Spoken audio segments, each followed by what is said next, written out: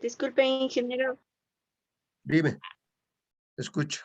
No, solo quería ver si va a grabar la clase. Gracias. Perdón, no te he entendido bien. Solo quería saber si va a grabar la clase, Inge. Sí, estamos grabando. Me vas a recordar ya, a veces he olvidado. Ya, ahorita está en proceso de grabación ya.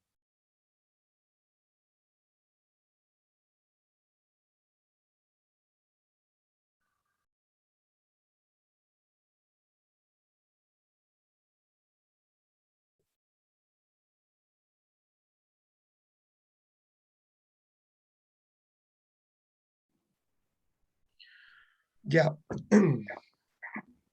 La materia es química aplicada a la ingeniería, ¿estamos de acuerdo? Vamos a empezar con el primer tema, ¿ok? O la primera unidad de lo que corresponde a la malla curricular de lo que es química aplicada a la ingeniería para la carrera de ingeniería de sistemas.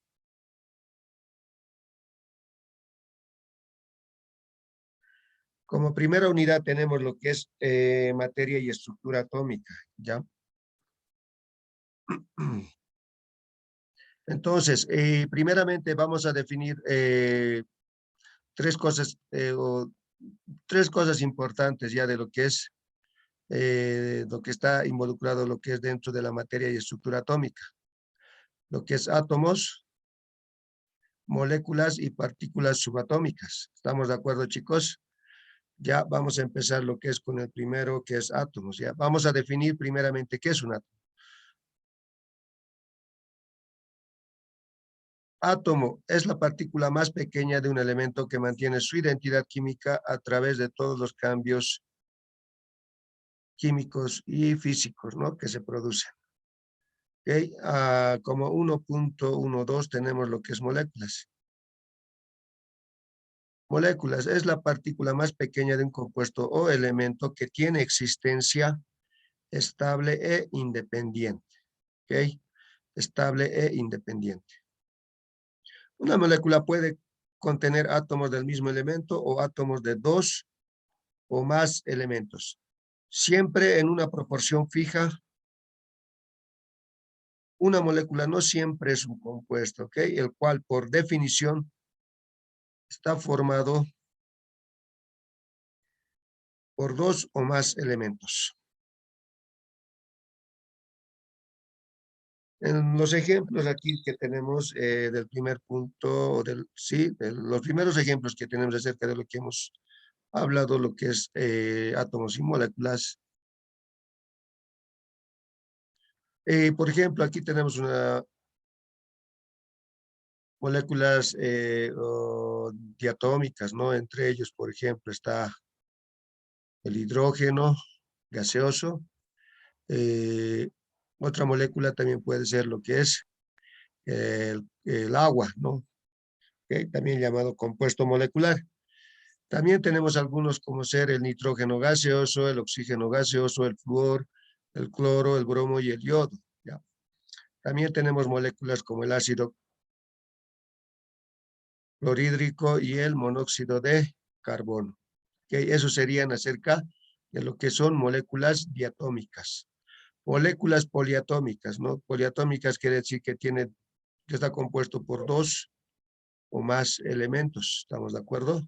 Y entre ellos está el agua, por ejemplo, ¿no?, que es un compuesto molecular, ¿no?, que está compuesto por ¿cuántos? Por dos moléculas, ¿no? También tenemos lo que es el amoníaco y el ozono. Como 1.13 tenemos lo que es partículas subatómicas. Ya. Las partículas subatómicas básicamente son tres, que son el electrón, el protón y el neutrón. ¿Okay? Esas tres son las partículas subatómicas. Y ahí también tenemos lo que es su símbolo, lo que se utiliza básicamente para identificar lo que es un electrón, básicamente es la letra E en minúscula con un guión, ¿no?, en el extremo derecho, ¿ya? Superior, en el extremo derecho superior.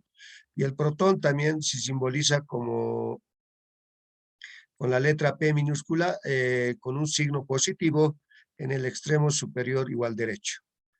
El neutrón básicamente se simboliza con la letra N minúscula, ¿ya? Entonces también tiene una identificación en la parte superior derecho como cero, ¿ya?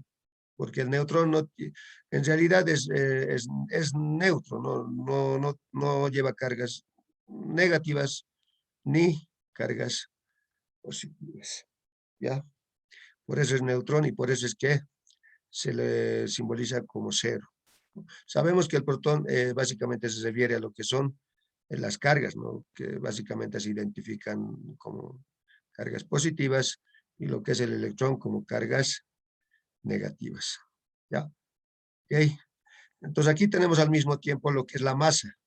La masa básicamente del electrón es de 9,11 por 10 a la menos 31 kilogramos. Ese sería lo que es la masa de un electrón. ¿Ok? 9,11 por 10 a la menos 31 kilogramos. Ahora, la masa del protón. La masa del protón básicamente es 1,6 o 1,673 por 10 a la menos 27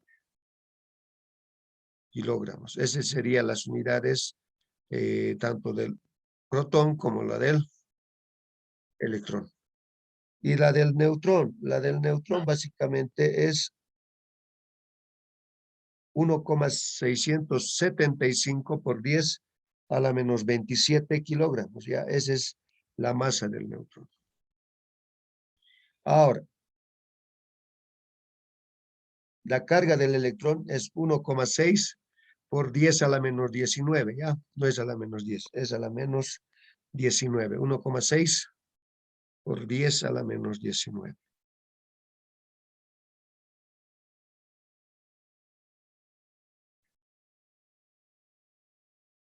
¿Ya? 1,6 por 10 a la menos 19. Ese es la carga del electrón.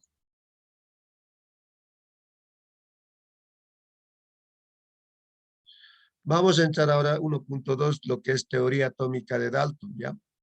La teoría atómica básicamente de Dalton se refiere acerca de su hipótesis, ¿no? De lo que él suponía aquellas veces cuando ha hecho la investigación, básicamente cómo estaba,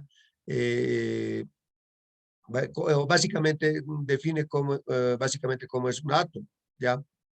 Entonces, él ha lanzado en realidad tres cosas muy importantes, ¿no? Que podemos rescatar de este científico, ¿no? De lo que Dalton dijo, ¿no? Acerca de la teoría, acerca de lo que es el átomo. En el primero, ¿qué dijo? ¿No? Los elementos están formados por partículas extremadamente pequeñas, ¿no? Llamadas átomos. Todos los átomos de un mismo elemento, dice, ¿no? Son idénticos, ¿no? Tienen igual tamaño, masa y propiedades químicas. Los átomos de un elemento son diferentes de los átomos de todos los demás elementos, ¿no? Esa es en su primera teoría que definió, ¿no? En la primera parte. En la segunda dijo, ¿no? Los compuestos están formados por átomos de más de un elemento.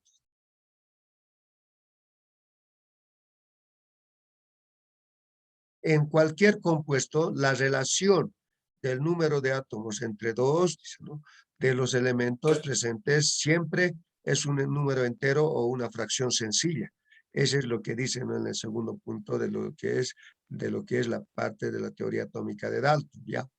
Tercero, una reacción química incluye solo la separación, combinación o reordenamiento de los átomos. Nunca se crean o se destruyen, ¿no? Básicamente dice, ¿no? Cuando ocurre una reacción química, dice, ¿no? Los átomos básicamente se separan, dice, ¿no? Y luego se reordenan formando otro tipo de compuestos y dándonos como producto un compuesto diferente al inicio de lo que se tenía. Aquí en esta figura, por ejemplo, podemos identificar algo de lo que dice Dalton en la teoría atómica, ¿no? Por ejemplo, si tenemos, dice, ¿no? Átomos de un elemento cualquiera, nosotros vamos a denominarlo X, ¿ya? Un elemento X, ¿ya? También tenemos, dice, ¿no? Átomos del elemento Y, ¿ok? ¿ok? Entonces, ¿qué es lo que dice Dalton? Se combinan entre ellos, ¿no? Por cada elemento Y hay dos de elemento X, ¿no? Para que se combinen, para formar lo que es un compuesto, ¿no? Formados entre los elementos X y Y, ¿no? Básicamente, ¿no? Aquí, por ejemplo, tenemos, ¿cuánto? A ver, si uno se empieza a contar las esferitas, ¿cuántas esferas de color naranja o rojo, como lo observan, tenemos aquí? Si ustedes cuentan, ¿cuánto hay? 16, ¿no? ¿Estamos de acuerdo? Sí, 16, ¿no? Sí, Y, Inge.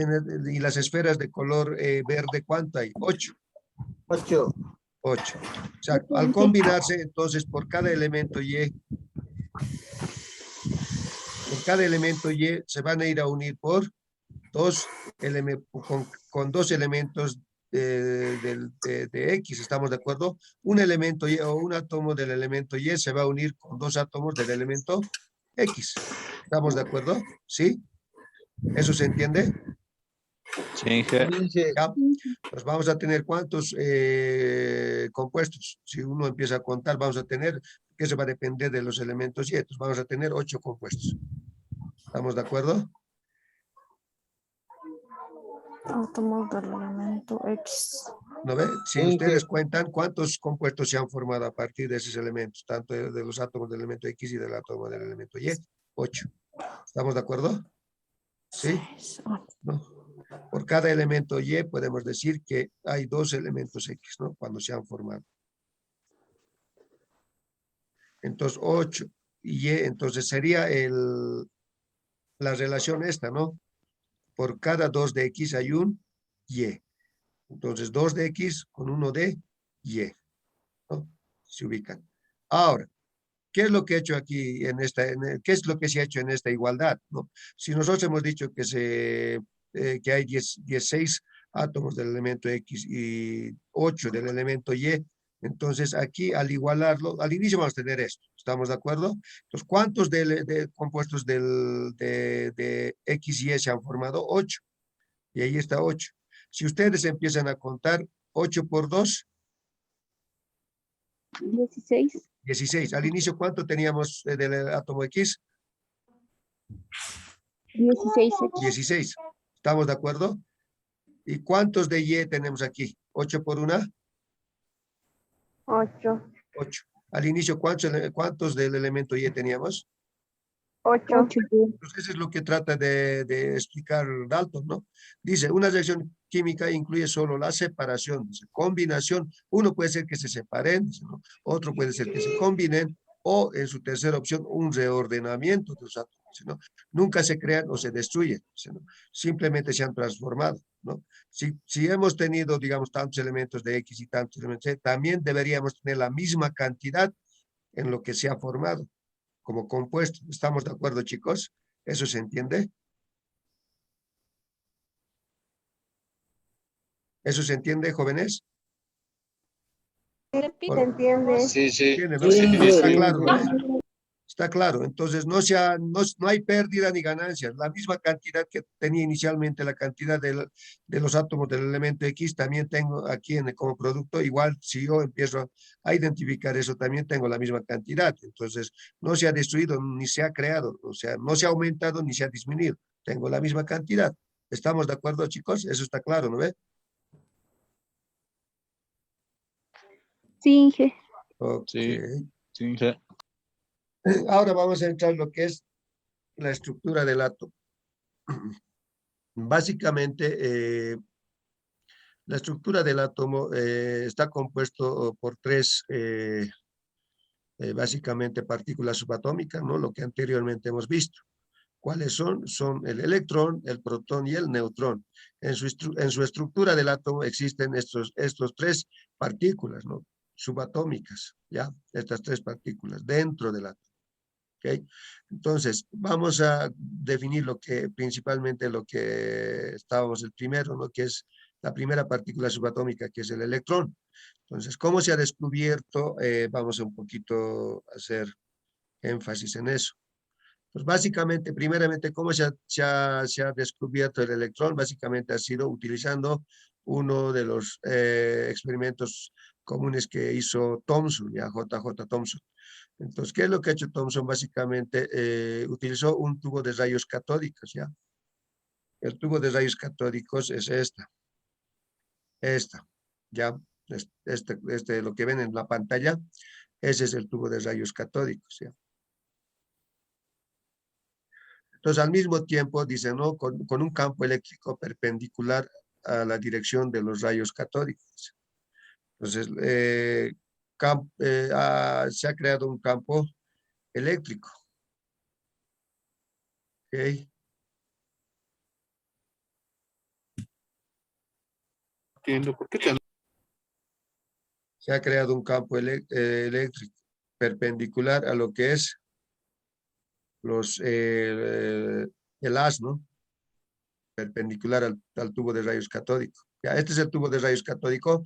El campo eléctrico está creado por estas dos placas. Ya, aquí está uno y aquí está el otro. Ya, ya este sistema es lo que dentro de esto se está produciendo lo que son el campo eléctrico. Ya, cargas por un lado, seguramente debe haber más cargas positivas en el lado donde está con signo negativo y cargas positivas en este lado, ¿no? Y aquí por el medio debe haber una mezcla, ¿no? Entre ambos. Pero la mayor concentración de cargas positivas está en este lado y la concentración de cargas negativas está ahí. Y es perpendicular, como se dan de cuenta, porque el tubo de rayos catódicos va así, ¿no? Y el campo eléctrico está así. ¿Se ubican, jóvenes? ¿Eso se entiende? Hola, hola. Sí, se entiende. Ya. Inge. Entonces dice al mismo tiempo, también hay un campo magnético externo, dice, ¿no? El campo eléctrico y al mismo tiempo campo magnético. Y el campo magnético básicamente es producido, ¿no? Por un imán. Y este es lo que está alrededor de los tubos recaídos, está alrededor de los tubos de los rayos catódicos, ya externo, está afuera del tubo, ya el campo magnético. Estos son los polos sur y norte, ¿no? Dice al mismo tiempo que los rayos catódicos alcanzan al final del tubo en el punto A, ¿no? En presencia de un campo magnético, ¿ya? Entonces, ¿qué es lo que pasa aquí en este tubo?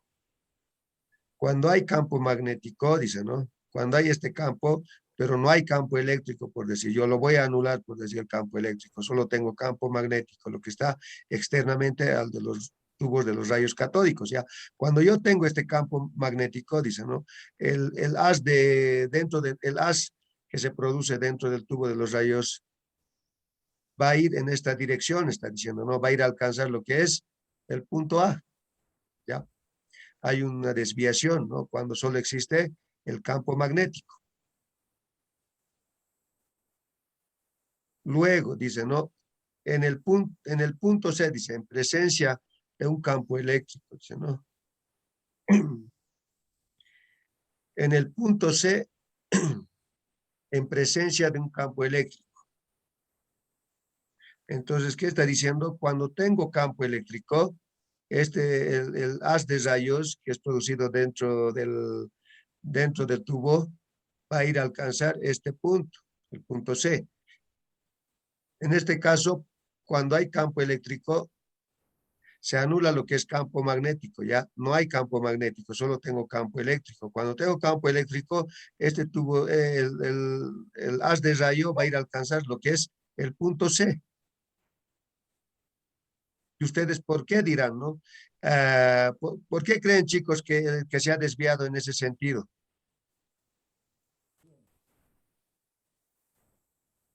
Jóvenes. Hola, hola. Chicos, ¿me escuchan? Sí, lo escuchamos.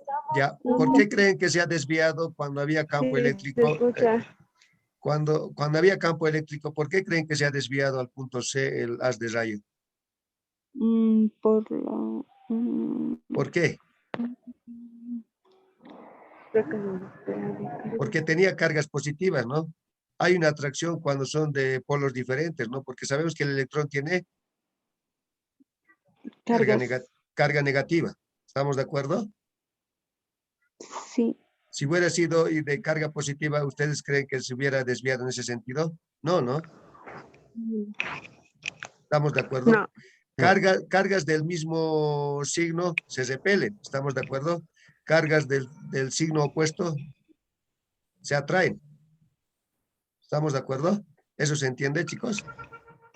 Sí, se entiende. ¿No ve? Y por eso Sí, ocurre sí. esta desviación. Entonces ahí se ha dado de cuenta JJ Thomson de que el electrón tenía cargas negativas por esta desviación, ya debido al campo eléctrico que estaba dentro de este sistema. ¿Estamos de acuerdo, chicos? Sí. Sí, Inge.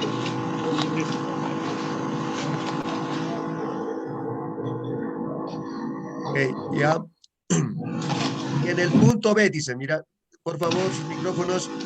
Y en el punto B, cuando no hay campos externos presentes, o bien cuando el efecto del campo eléctrico y del campo magnético se cancelan mutuamente, dice. Si yo tengo, por decir, en este sistema, ambos al mismo tiempo, tanto el campo eléctrico como el campo magnético, entonces, ¿qué es lo que va a pasar con el haz de rayo que se va a formar? Se va a ir directo, ¿no? ¿Por qué? Porque yo tengo aquí cargas que se han cancelado, tanto las cargas positivas como las cargas negativas. No hay ninguna fuerza que interviene, ¿ya? En contra de este haz de rayo, y por eso es que se pasa directamente al punto B. No hay ninguna desviación. ¿Me dejo entender eso, chicos? Sí, Inge. Ya, No sé. cuando hay ambos sistemas, tanto el campo magnético como el campo eléctrico, ¿ya?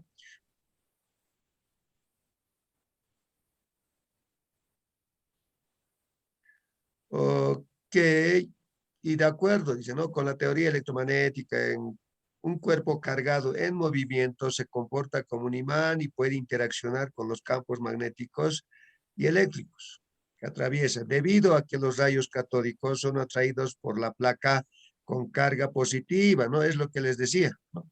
Con carga positiva y repelidas por la placa con carga negativa. Estas partículas con carga negativa se conocen como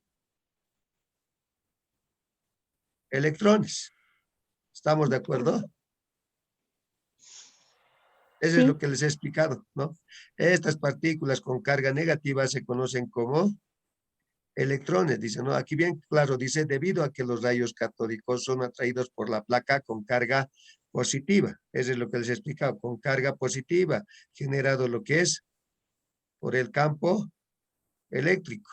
¿Estamos de acuerdo? Por eso se ha desviado en este sentido. Hasta el punto C. ¿Listo?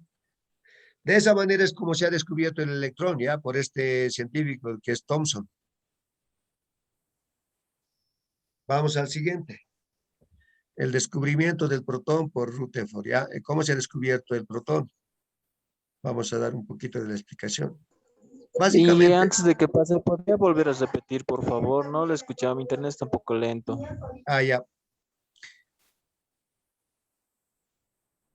Básicamente aquí dentro de los tubos de los rayos catódicos se ha generado lo que es un haz de rayo, ya debido a esta fuente, ya, una batería. ¿Estamos de acuerdo? Entonces, este rayo es el que se ha generado. Ya, uno es la carga positiva y el otro es la carga negativa. Ánodo, cátodo, ¿ya? Entonces, ¿qué es lo que ha pasado? Al generarse este rayo, en primer lugar, ¿qué es lo que se ha aplicado? El campo magnético, ¿ya? Lo que está aquí afuera, producido por un imán externo, es ya al tubo de rayos catódicos, no está dentro. Entonces, se ha generado primeramente lo que se ha generado es campo magnético primero, no se ha generado el campo eléctrico, ¿ya? El campo eléctrico se ha neutralizado, solo teníamos campo magnético. ¿Y qué ha pasado con este tubo, con este haz de rayo que se ha generado por esta fuente? ¿Ya? Ha ocurrido una desviación. Básicamente, el haz de rayo ha ido a proyectar al punto A. ¿Me dejo entender? ya, al punto A. Después se ha hecho la prueba con el campo eléctrico generado por estas dos placas, ya, de color azul y el otro está de color medio rojo, naranja, ¿no? Se ha anulado lo que es el campo magnético, ya. No había campo magnético, pero sí había lo que era campo eléctrico. Al generarse el campo eléctrico, ¿qué ha pasado con este haz de rayo? Se ha desviado al punto C, el punto C. Y ustedes dirán, ¿por qué se ha desviado al punto C? Al desviarse al punto C, sabemos que la cantidad de cargas positivas en el campo eléctrico generado está en la placa aquí, ¿no? Las cargas positivas, la concentración es mayor de las cargas positivas, ¿no? En este campo eléctrico. Entonces, ustedes, como muchos sabemos que el electrón se ha desviado en ese sentido. ¿Por qué, dirán? Porque cargas de signo o de diferente se atraen, ¿no ves? Sabemos eso. Y si son cargas del mismo, si hubiera sido el haz de rayos, si hubiera desviado en otro sentido, entonces hubiéramos supuesto que la carga del electrón es de otro signo, no negativo. Pero como ha sido atraído por las cargas positivas que se ha generado por el campo eléctrico, se ha desviado al punto C. Entonces, de esa manera, JJ Thomson concluye que este haz de rayos poseía carga negativa. ¿Me dejo entender?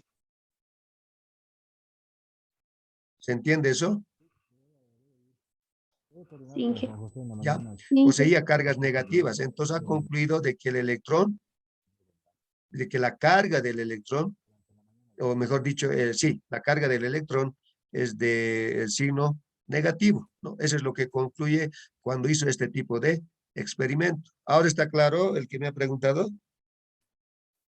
Ahora le preguntaré si ahora podemos. Hola, hola. Y por último, ¿qué hizo Thomson? Básicamente a ambas cargas o ambos, tanto el campo magnético como el campo eléctrico al mismo tiempo, ¿no? Los dos lo tenían. ¿Y qué ha pasado? Al tener al mismo tiempo tanto el campo eléctrico como el campo magnético activo, el haz de rayos directamente pasó al punto B. No ha habido ninguna desviación, ¿no? Porque sabemos que aquí, como hay cargas positivas y negativas, entonces en realidad se han anulado ambas cargas, ¿no? Al tenerlos ambos en activación, tanto el campo eléctrico como el campo magnético, ¿no? Entonces ya concluye al final de que el electrón poseía cargas negativas. ¿Estamos de acuerdo? ¿Estamos de acuerdo, chicos? Inge. Sí. Sí, Inge. Ya, continuamos.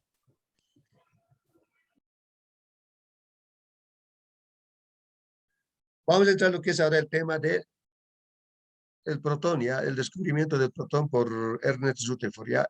Básicamente, ¿qué tipo de experimentos hizo? Básicamente ha producido fuentes de partículas alfa ya aquí, aquí adentro. Entonces, ¿qué es lo que ha pasado? Tenía una rendija donde tenía un orificio, ¿okay? Y por este orificio salía las fuentes de partículas, ¿ya? Donde acá, por ejemplo, tenemos lo que es la lámina de oro, ¿ya? Aquí en el centro. Entonces, ¿qué es lo que dice básicamente en su experimento Rutherford? Dice, ¿no? Para medir la dispersión de las partículas alfa, dice, ¿no? Causada por una lámina de oro, dice, ¿no? La mayoría de las partículas alfa atraviesan la lámina de oro con poca o ninguna desviación. Y en esta figura se puede observar eso, ¿no? Básicamente todos han pasado, ¿no? No ha habido ninguna desviación, casi, ¿no?